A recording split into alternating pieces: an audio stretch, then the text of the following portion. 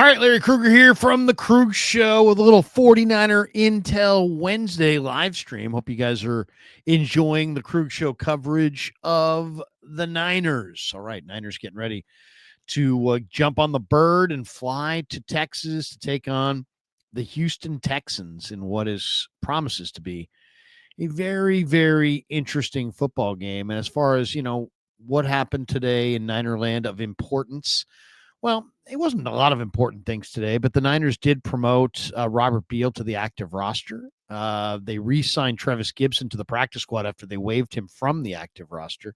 They added Stone Blanton to the practice squad. CMC was the NFC Offensive Player of the Week for his 2-touchdown, 200-yard performance against the Falcons. The Niners opened the 21-day practice window today for offensive tackle Spencer Burford, and then they hit the practice field. And, it was an interesting day on that front as well because the Niners suddenly have 3 injured corners. Demo Lenore was out today. He worked on a side field. He's got a quad injury. And then Bryce Huff's out. Jake Brendel's out. Yatir Gross-Matos is out. Ricky Pearsall continues to stay out.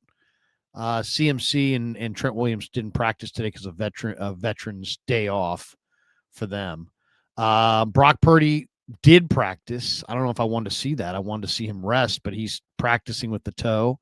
Renardo Green also has a toe injury. He practiced. Upton Stout's got an ankle. He practiced. Limited. These guys were all limited. Spencer Burford was limited as well. So 49ers, I don't know what to say. It's like we've talked a lot about how they really need a defensive end. And now that they don't have Bryce Huff for the next couple of weeks, it really is imperative that they get some pass rush from somebody. And I don't know where it's going to come from, but they're almost equally banged up now in the corner. Their top 3 corners are Demo Lenore, Renardo Green, and Upton Stout, and they're all injured. So will the 49ers look to add a corner in the trade market? I think that's very much a possibility. Also today, one of the stories is that Nico Collins and Christian Kirk didn't practice in Houston. Nico with the concussion, Kirk with the hammy. Neither of them practiced, and their status for this weekend very much up in the air. Congratulations to Christian McCaffrey, as we said, NFC Offensive Player of the Week. 129 rush yards, 72 receiving yards, 2 touchdowns. Christian, by the way, has the second highest odds of winning the Comeback Player of the Year. So CMC's at plus 175. Dak Prescott's at plus 100. Also today, Frank Gore was one of the 52 finalists for the Pro Football Hall of Fame. I want to see Frank in there in the first ballot. He has 16,000 rush yards. He's 3rd on the all-time list. The guy played 16 years in the NFL. Put him in. Jake Brendel didn't practice. Is Jake Brendel going to start, or is Matt Hennessy going to start? Well, some people say that Jake Brendel is better than Hennessy. The Niners averaged 7.2 yards per carry when Brendel was in there. Against the Falcons, 3.6 yards per carry when Brendel was out of the lineup. So maybe Jake Brendel is their best center, but we'll see if he can go on Sunday against the Houston Texans. Couple other notes. Shanahan said he has a lot of confidence in Eddie Pinheiro. Why wouldn't you have confidence in a kicker who's 17 for 17 in a Niner uniform?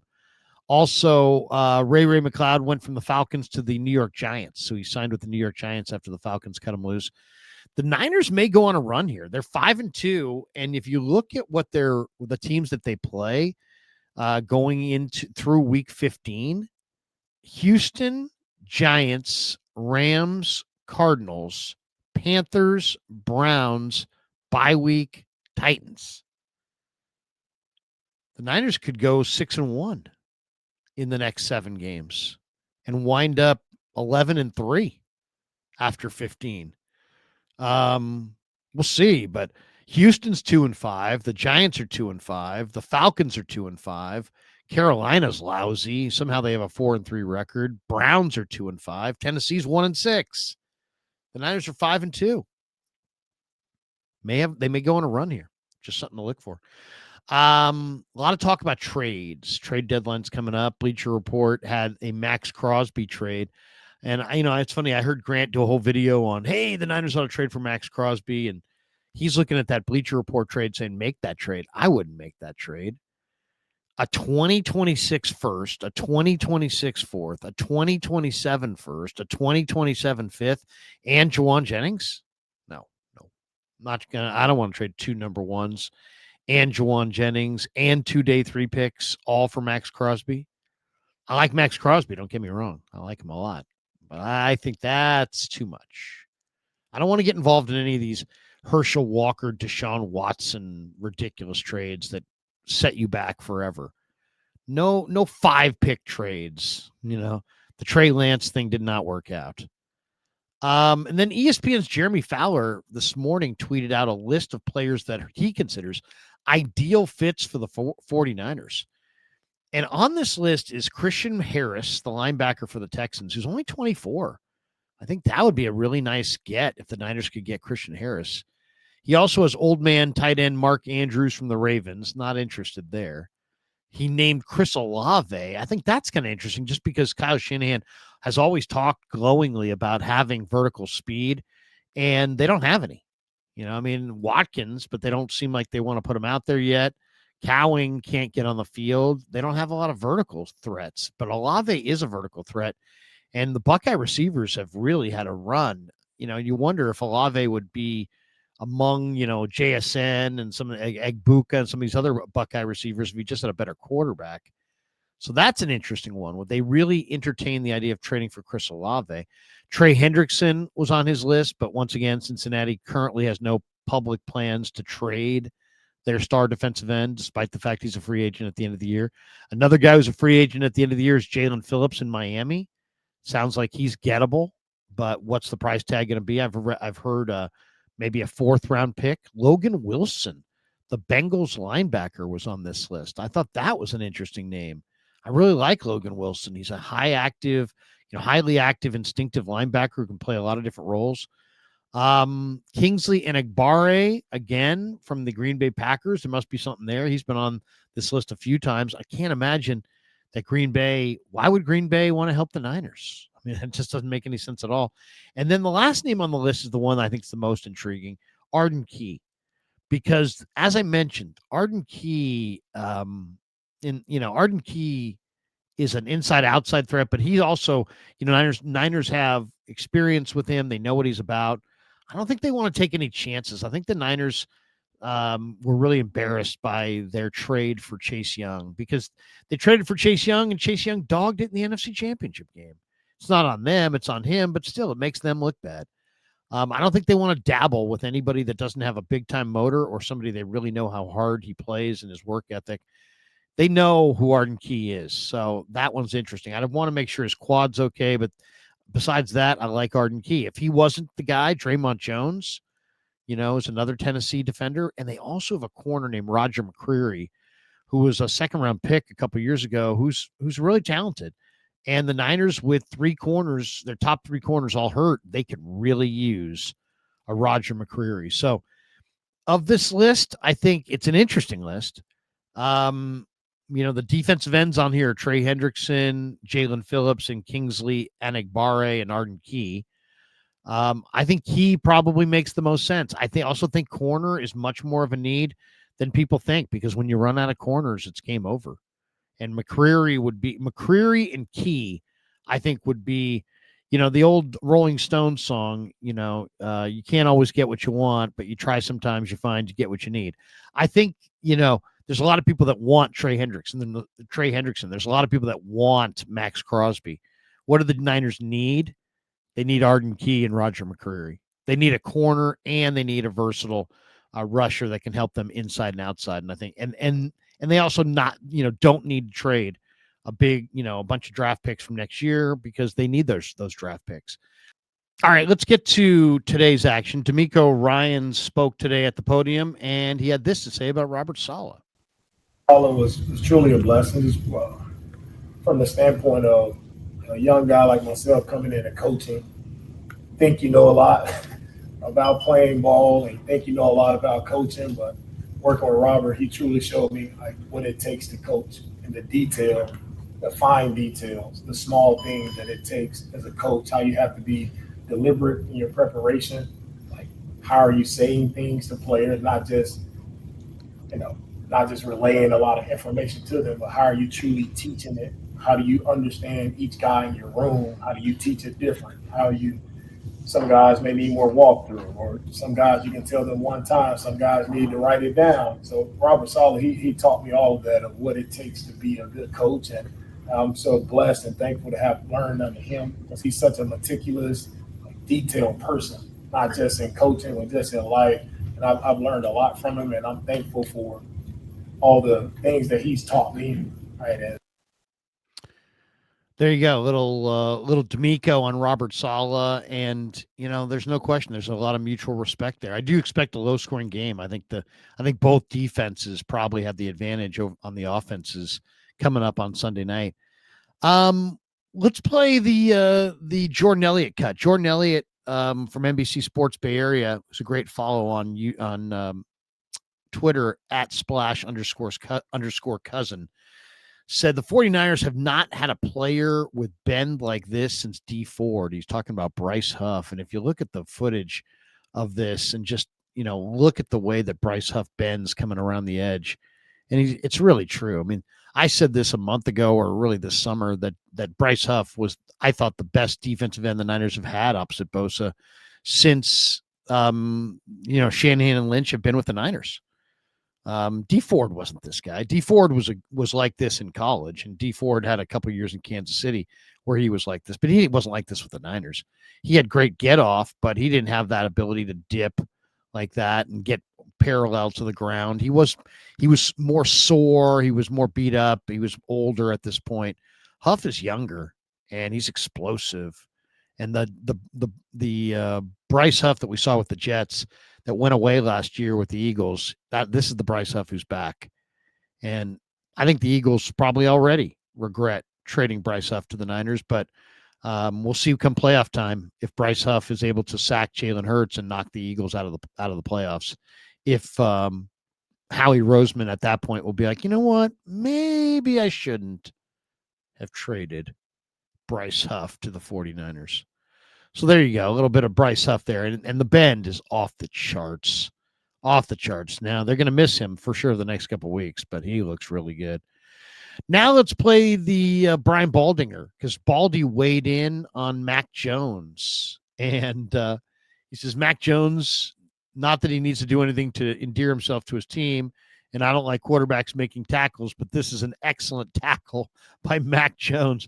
He shows the tackle. I mean, this is a quarterback that puts his head in harm's way, and it's a great play by Jones. I mean, it really does show that he's a throwback, man. He's a tough guy. Let's hear from Baldy on this. Not that Mac Jones needs to do anything more to endear himself to this team, but when he makes this throw, as they're going into score here to Juwan Jennings, and he goes through his fingers, and Caden Ellis intercepts it, and Mac Jones takes off. And Caden Ellis can run. He's ready to turn the corner right now. And Mac Jones takes off, and he throws the blade to get Caden Ellis down, right? I mean, there's something about that. I don't know when quarterbacks ever practice tackling, but that's a good open field tackle by Mac Jones, knowing he's been banged up, hurt, bad back, you name it. He went and got the tackle, got him to the ground. Not that Mac Jones needs to do anything. Play. It's a great play by Jones. Seriously, whatever you got to do to get that guy on the ground. The guy could have scored a touchdown right there. Instead, Jones went really, really, really low, which is the way you do it, because you don't want to get that knee to the head. You want to go low if you can go low. And then let's play our cut here from Tatum Bethune. He had a great first game at Mike linebacker, 10 tackles, 5 or 6 solo, ran over Bijan Robinson, made Bijan look like Highway 7. I mentioned it to Bethune today in the locker room. He laughed. But that was on a blitz. And what I love the most about Tatum Bethune, the man has tremendous passion. Football means a lot to him. He cried before the start against the Falcons. Not because he's soft or he's some wuss. He cried before the game because it means that much to him. And to me, that's one of his greatest traits. And here he is post game. And I asked him, after the week of reps, did the week of reps help him Sunday night? And here's what he had to say. Tatum, you had a great game. How much did Johnny Holland, the veteran linebacker coach, with the mental reps this week, get you prepared for today?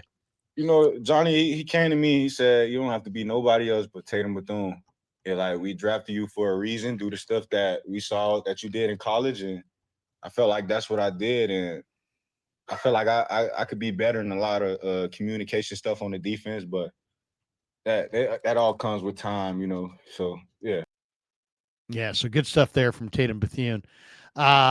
He's always good to talk to. He's got a lot of interesting things to say. He's very passionate about playing football, and that's the name of the game. You got to have passion to play in the NFL and to be good, and he cares about it. He wants to be great. He doesn't want to be good. He doesn't want to be all right. He wants to be great.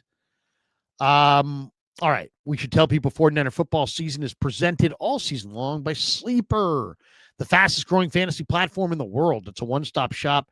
You get blazing fast news, real-time stats, group chats, season-long leagues, and, of course, Sleeper picks for daily fantasy. Use promo code Larry. Sleeper will match your first deposit up to $100. Links in the description. Terms and conditions do apply. And thanks to Sleeper for being a proud sponsor of the Krug Show. All right, let's get into some of the locker room interviews we did today. First, let's hear from Tatum Bethune. Caught up with Tatum Bethune.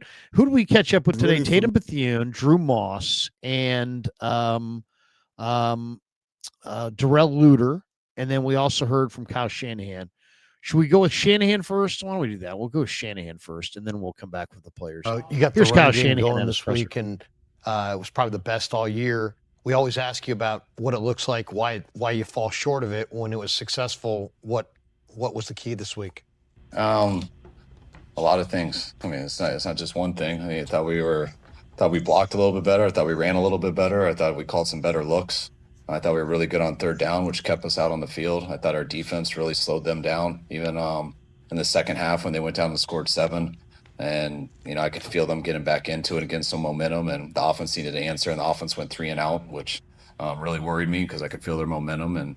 But then they ended up going 3 and out right away, which allowed us kind of to still control the game and keep it the same way. So a lot of factors went into that. To me, how the lack of them threatening to score in the second half that much, and our consistency in running it and our consistency in passing it. I thought we threw the ball well, especially on third down, which kept us out on the field and allowed us to keep getting those runs. Yeah, I mean, it's really an all-encompassing thing. It's like I asked him, what was the key to the run game? You finally got it going, and we analyzed it. We ask the question almost every week, hey, you guys are struggling running it. What is it? Well, it's a lot of things. And then, hey, you know what? You guys had some success running it this week. Hey, what was it? Well, it's a lot of things. And it just kind of goes to show in a team sport like football, it's the play call, it's the timing, it's the sequencing, there's a lot of factors at play to running the ball well. It's how well do you block on the perimeter? How well do you block inside? Does your running back see the right lane? Does the quarterback carry out a play fake? If there's a play fake involved, I mean, there's just a lot of factors. But that was Shanahan earlier today. All right, we then went inside the locker room and talked to Tatum Bethune, talked to Derell Lutter, Drew Moss. Let's hear from Tatum Bethune. We'll start there. Bethune, good guy, caught up to him at his locker, and I guess he had already kind of held court with some of the media, but we had a chance to kind of chit-chat. Here is a little bit of my dialogue with Niners inside linebacker Tatum Bethune. All right, we're here in the Niner locker room with Tatum Bethune off of a hell of a game, man. How you feeling about the performance now you saw the film? Man, I'm excited the way the defense played. We took a step forward from that Tampa Bay game. We didn't like the way we played and obviously our communication, but we made it our goal to make sure we was all on top of our stuff and do our 111. We went out there and just played relentless and we had fun. That was the main thing. We had fun. One of the great moments in the game I thought was when you ran over Bijan on the I think was it a blitz maybe? Yeah, it was a blitz. And he stepped into the hole and it was like, where does he wear? Number 7, I think it was. Yeah. I mean, you turned him into Highway 7 right there. I mean, right over the top. Yeah, appreciate it. What does that What does that feel like? Honestly, man, I was trying to make a play, just do whatever I got to do to get the defense off the field. I think it was around like first down around that time too. So, yeah, it was really for me to hit that B gap, but that guard ended up fanning out, and I just took my shot on Bijan and ended up winning. I was sick. We got that penalty on that play though. They didn't count it. But, yeah, I mean, your performance saved the weekend for Florida State, man. What happened Saturday night at Stanford? Oh, were you there? Nah, I went to go see them the day before, but I don't even know what to say about that game. That was tough. Yeah, hopefully they get it together. Get it together. So, coming off a game where you played that many snaps, you hadn't played that much since the preseason. So, does it take a day to make? How do you feel on Monday? How's your body feel on Monday? I'm obviously banged up and sore and stuff like that, but that's part of football. I didn't have no real serious nicks or bruises that I had to worry about. So thank God because of that. I'm excited to go this week. How challenging is it to wear the green dot and to kind of run the defense and kind of be in charge out there and make sure that you're right, but everybody else is right? I think the hardest part about the green dot is just being in our stadium and trying to hear Coach Saleh over our fans. Really? Especially on third down. You know, it's a great experience also too, just being able to lead the defense and get stops. Hey man, keep it rolling. Good to see you. Yes, sir. Tatum Bethune. There you go. Brief interview there with Tatum, but we always appreciate his time, and it was good to catch up with him. Caught up with Drew Moss as well. Drew Moss is a guy that I really do like. I think he's got a bright future. This guy's tough, he's fast, and he concentrates on using that speed, and we talked about that today. Here's a little bit of Niners practice squad guard Drew Moss, who I think practice squad center / guard, he can do it all. We're here in the Niner locker room with Drew Moss, Niners rookie offensive guard, former Colorado State star. How you doing, man? How's things? Doing good, just blessed to be a part of this team. Just freaking got a great group of guys around us, and it's always just a good time to go out there and practice. I'm sure your family's excited for you. What's this year been like? You went to camp, you earned a spot, you're on the practice squad. What's the experience been like? No, it's been freaking sweet, like everyone's been so encouraged around here, like the offensive line group, just a great group of guys and just a lot to learn from. So it's really just been like a learning experience more than anything. Tell us a little bit about your game. I mean, you can play guard. I know you can play center. You look like you got a center build, but you played mostly guard. Yep. Can you play both? Yeah, definitely. That's the goal. Provide as much value to the team as I can, and value myself too by making that something I can use. I know did first year go to Colorado State? Yes, sir, you did. I was gonna say because he's like, yeah. When he's talking about you this spring, he's like, yeah, he went to Colorado State. It's like takes a lot of pride in his Colorado State Rams, doesn't he? Oh yeah. We love the Colorado State Rams. Yeah. Well, talk a little bit about what is the difference between playing at that level and then stepping into the NFL. For an offensive lineman, what are the things that you noticed right away when you went to OTAs and minicamp and then training camp? Yeah, just every single thing you do is faster. Like your steps have to be faster. You're analyzing the second level has to be faster. The technique the D-line's playing has to be faster, So you just got to be able to master your own technique and then be able to play off their technique. Just every single thing is just faster. Is there I kind of see a lot of strength in your, as far as the strength of your game is your power, I think. But what do you view as your strength? No, yeah, I definitely just want to just run off the ball. That's our freaking thing, deal. We just run off the ball. We freaking bring it to people. So that's why I want my pedigree to be, just like running off the ball, getting on people. Who has helped you in that room, or who have you learned from? Because you got a lot of veterans there. You got a lot of great examples. Heck, you got the best tackle maybe of this era in your room. Yep. I'd be asking a lot of questions. Oh, definitely. Like all those guys are always great, and like just like say, hey, this is what I see. I'm gonna tell you that. And then also Pooney's been real freaking helpful to me, and I always ask him questions, always helping me. There you go. Unfortunately, we had a little technical difficulty and the battery cut out on the phone at the end, so we had a couple questions that we couldn't air because we just we ran out of juice. But it was good talking to Drew Moss, and then I caught up with Derell Lutter, and Lutter's a soft-spoken guy. Hopefully, you'll be able to hear his answers. He was in kind of a little bit quieter portion of the locker room. His locker's right next to Mac Jones, and this is a huge moment for this guy. This guy's been on the team for a few years. He's talented. And now they really need him more than ever. They got three starting corners that are all dinged up. they need Derell Lutter to play a lot of snaps and play really, really well. And talked to him for a few minutes today at his locker. Here's how it went. All right, we're here in the Niner locker room with Derell Lutter Jr., Niner corner, and coming off a really nice performance last week. How'd you feel about it when you watched the film? And I felt great. Still felt like it's some things that, of course, you can clean up. But for the most part, man, it just felt good being out there, playing with my teammates, just a dream come true. Waiting a long time for that opportunity, and when that opportunity came, you just made the best of it. Yeah, you had a couple big hits on Bijan. What would you say is that, you're a bigger corner. Mm-hmm. Some corners are 5'10", 5'8". You're, I think, what, 6'1", 6'2", Yep. with long arms, and you have a more physical profile against the run. Do you look at that as your advantage? Of course. I mean, just even in college, that was just one of the things that I was already used to doing. So, in college, I was always a boundary corner, not just saying that I'm a boundary corner now, but used to tackling, being basically in the box with, the linebackers and stuff like that in the run fit. So, that's just something that I've harped on, just being a physical corner, and not being scared to, tackle and, go in there and just, make big hits, you know what I mean? So you played for South Alabama Jaguars, and you played a lot of press man. Yeah. So, it's a lot of guys come into this league and they don't have a lot of press man experience. Do you feel like that was maybe, a benefit to you that they played so much press man, or at least they utilize you that way? Of course. That's something I pride myself in a lot. So, where your strengths at, where your weaknesses at. And so, Saleh called man a lot. And I'm like, perfect, great. I could go down there and press, do what I do. So, I was comfortable, confident in it.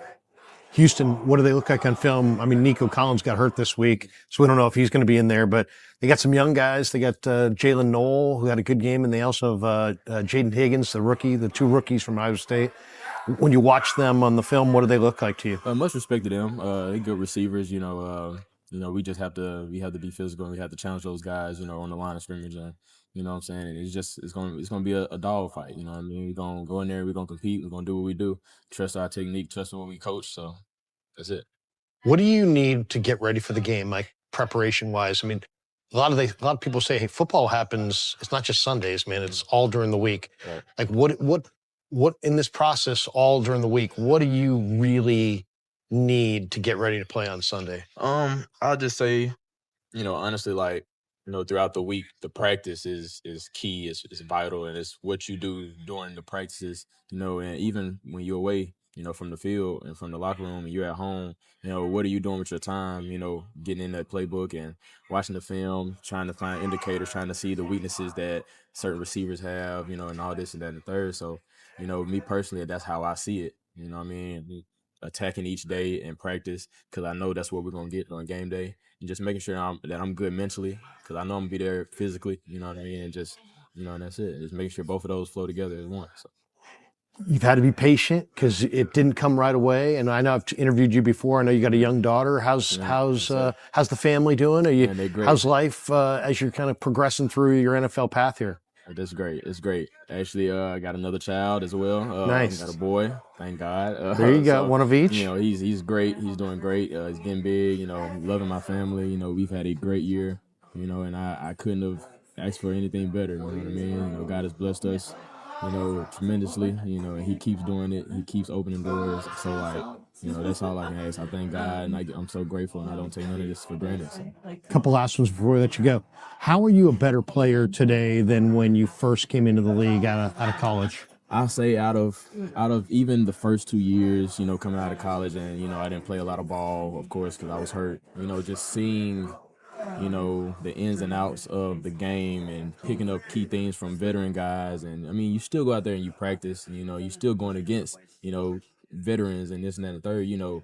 It's how you attack those days to me. And, with me, I'm attacking each day, whether it's first team reps, what I'm saying, whether I'm going against the ones with the receivers, I'm taking that very, very strongly because I know eventually one day I'm going to go out there and I'm going to be playing against, other starters. So I just approach it that way, you know what I mean? And it's been helping me out tremendously to this point. And like you said, I have been waiting a long time for this moment. And it was like when that moment came, it wasn't a shocker. It wasn't nothing uncomfortable about it because I've been doing it, of course, for 3 years, not necessarily on game day, but I was doing it on practice. So it felt like it was normal to me when I did step out there. It's good to hear. Is there a guy in here or a coach that really has helped you improve your game? I know Gus Bradley. I talked to Bradley this summer. He was a huge fan of you, and he's a guy who really has been around Sherman, Brandon Browner, some big corners. He knows what he's talking about. Is there a coach or a player that's helped you kind of get better? Man, honestly, like all the guys, like cornerback room, like veterans like DeMeco, shout out to Coach DB, Coach Bullock, shout out to Coach Ray Brown, shout out to Saleh and Gus. Like those are the guys like that have done a tremendous job, since the day I got here. Coach Bullock, for example, since the day I got here, he's been harping and talking to me day in and day out about the things that I can do to get better, and all this. And I'm taking it to heart because I know it's true. I know, and as long as I believe in myself, you know what I'm saying, I feel like that's key. Talking with the new staff like Saleh that came in, I know he was here before, but I've never met him. But when he did get here, kind of talked with him, talked with Gus. And even our new cornerbacks coach, Ray Brown, he's been great. Me and him have a great connection, and he's been, just a big help to me, since the moment he got here up to now. And the biggest thing was just about belief and, trusting in yourself, once you step out on that field. And that's all I can say on that. Yeah, your corner coach is a good coach. He coached Chow Smith Wade, I think, at Wazoo. He was at Boston College, good football coach, and he's now here first year with the Niners. One last one. Niner fans always love to know about you guys. They always want to know, hey, about what you guys do away from the field. You do a lot of lifting and training and film watching and all that in season, but when you have time to yourself, what do you do? You hunt? You fish? Do you watch movies? I was talking to Jordan Elliott. He says he makes music. He raps. Is there what's your interest outside of football? I mean, honestly, when I'm away from football, of course, like I'm a family guy now. Sure, yeah. So like you're busy with babies. Most of my time is with my family, So, but of course, I try to find at least a little time to have an individual type of family relationship with each and every one of my wife and my children.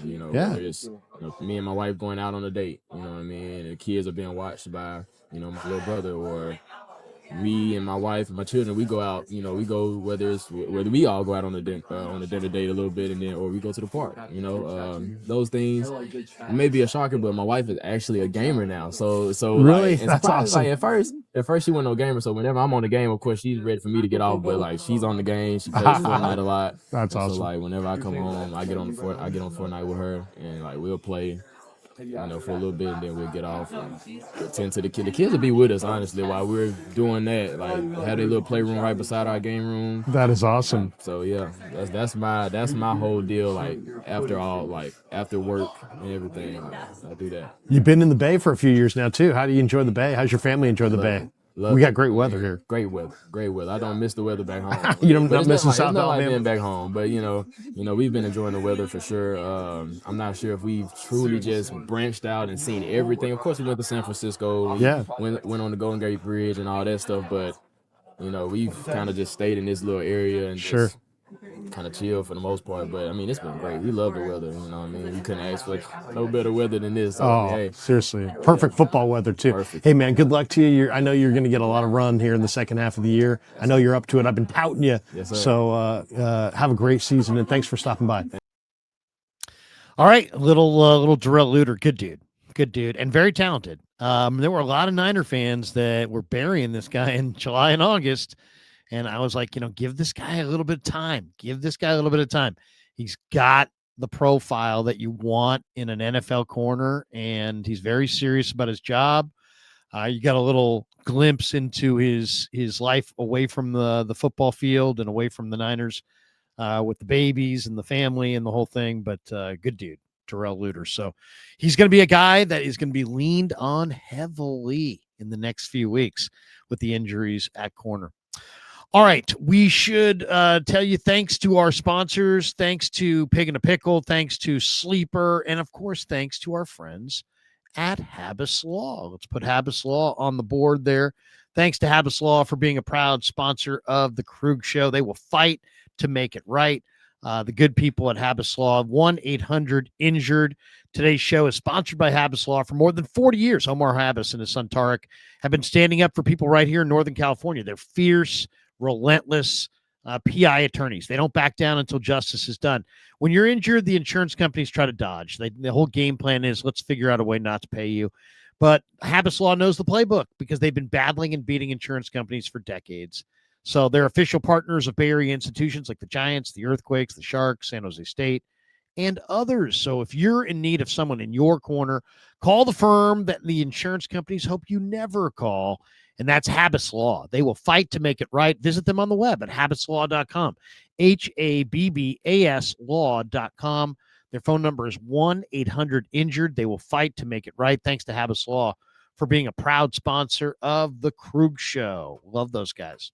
All right, that's going to do it for us. Thanks to our sponsors. The links are in the description for all of the sponsors. Hit like and subscribe on your way out the door. Hope you enjoyed some of the 49er intel and some of the locker room interviews.